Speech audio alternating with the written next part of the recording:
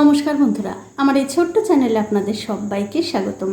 আমি আজকে আপনাদের সম্পূর্ণ তেল ছাড়া একটা ডিনার রেসিপি করে দেখাবো।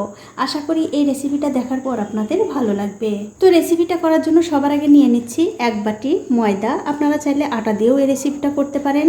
এখন এর মধ্যে দিয়ে দিচ্ছি স্বাদ মতো নুন। নুনটা ময়দার সঙ্গে খুব ভালো করে মিশিয়ে নিতে হবে। দেখুন, নুন কিন্তু ময়দার সঙ্গে খুব ভালো করে মেশানো হয়ে গেছে। এখন আমি এর মধ্যে অল্প অল্প করে জল দিয়ে খুব সুন্দর একটা ব্যাটার তৈরি করে নেব। তবে বন্ধুরা, এই ব্যাটারটা কিন্তু খুব একটা পাতলাও হবে না, আবার খুব একটা ঘনও হবে না। মিডিয়াম ঘনত্বের একটা ব্যাটার আমাদের তৈরি করে নিতে হবে। দেখুন, আমি কিন্তু এর মধ্যে অল্প অল্প করে জল দিচ্ছি আর এই ব্যাটারটা তৈরি করে নিচ্ছি। দেখুন, অল্প অল্প করে জল দিয়ে খুব সুন্দর একটা ব্যাটার কিন্তু আমি তৈরি করে নিয়েছি। এখন একটা ঢাকা দিয়ে 10 মিনিটের জন্য রেখে দেব। তো 10 মিনিট পর আমি উপর থেকে ঢাকাটা তুলে নিচ্ছি।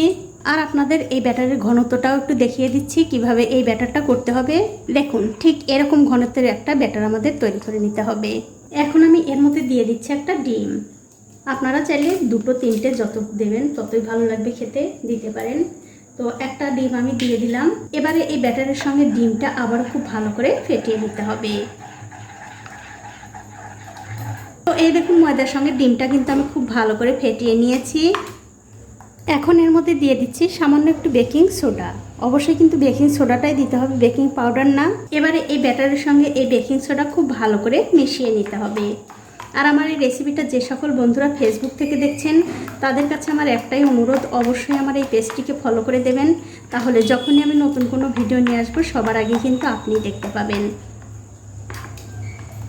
তো এই দেখুন, বেকিং সোডা কিন্তু আমি এই ব্যাটারের সঙ্গে খুব ভালো করে মিশিয়ে নিয়েছি। আর এই ব্যাটারটা কিন্তু একদম রেডি হয়ে গেছে। এখন এই পাত্রটা ধরে এক পাশে রেখে দিচ্ছি। এখন দেখতে পাচ্ছেন একটা তাওয়া গরম করতে দিয়েছি। তাওয়াটা যখন ভালো করে গরম হয়ে যাবে তখন এই তাওয়ার মধ্যে একটুখানি জল দিয়ে একটা পরিষ্কার কাপড় দিয়ে খুব ভালো করে মুছে নিতে হবে। তারপর গ্যাসের ফ্লেমটা লো টু মিডিয়ামে রেখে ওই যে ময়দার ব্যাটারটা আমি করেছি সেই ময়দার ব্যাটার এক হাতা ঠিক তাওয়ার মাঝখানে দিয়ে এরকম করে হাতা দিয়ে ঘুরিয়ে ঘুরিয়ে ছড়িয়ে দিতে হবে। মানে আমরা যেমন ধোসা খাই ঠিক সেরকম করে ঘুরিয়ে ঘুরিয়ে ছড়িয়ে দিতে হবে। এতে করে দেখতেও ভালো লাগবে, আবার খেতেও ভালো লাগবে। দেখুন, খুব সুন্দর করে কিন্তু আমি ছড়িয়ে দিলাম। এখন আমি কিছুক্ষণ অপেক্ষা করব এর উপর দিয়ে শুকিয়ে আসার জন্য। তো এই দেখুন, এটার উপর দিয়ে কিন্তু খুব ভালোভাবে শুকিয়ে গেছে। আর যখন দেখবেন এর মাঝখান দিয়ে এরকম লাল হতে শুরু করেছে তখন বুঝতে হবে এটা কিন্তু প্রায় হয়ে গেছে। এখন আমি এর উপরে দিয়ে দিচ্ছি সামান্য একটু বাটার। অবশ্যই কিন্তু এই বাটারটা দেওয়ার চেষ্টা করবেন, তাহলে কিন্তু এই রেসিপিটা খেতে বেশি ভালো লাগবে। আপনাদের ঘরে যদি বাটার না থাকে সেক্ষেত্রে আপনারা সামান্য একটু সাদা তেলও এর উপরে ব্রাশ করে দিতে পারেন। এখন আমি এই বাটারটা খুব ভালো করে এই ধোসার উপরে লাগিয়ে দেবো। আমি এটা ধোসাই বলবো, তার কারণ হচ্ছে এটা কিন্তু খেতে প্রায় ধোসার মতোই লাগে, ধোসার থেকে কোনো অংশে কম নয়। দেখুন, বাটারটা কিন্তু খুব ভালো করে লাগিয়ে দিলাম। এখন আপনাদের একটু নিচের দিকটাও দেখিয়ে দিচ্ছি, দেখুন কতটা সুন্দর হয়েছে। এবার আমি এটা এরকম একটু ভাঁজ করে তুলে নেব। এখন এটা আমি তুলে অন্য একটা প্লেটে রেখে দিলাম। আমি আরও একটা ভেজে আপনাদের দেখিয়ে দিচ্ছি। তবে বন্ধুরা, আপনারা যতবার এই ধোসাটা দেবেন, মানে এই রেসিপিটা তাওয়ার মধ্যে দেবেন, ততবারই কিন্তু এর উপরে একটুখানি জল এরকম করে ছিটিয়ে দিয়ে ভালো করে মুছে নিয়ে গ্যাসের ফ্লেমটা লো টু মিডিয়ামে রেখে আবার এখান থেকে এক হাতা ব্যাটার দিয়ে দেবেন। দিয়ে দেবার পর খুব সুন্দর করে এরকম করে ঘুরিয়ে ঘুরিয়ে ছড়িয়ে দেবেন। তাহলে দেখবেন এটা দেখতেও সুন্দর হয়েছে, আবার খেতেও ভালো লাগবে।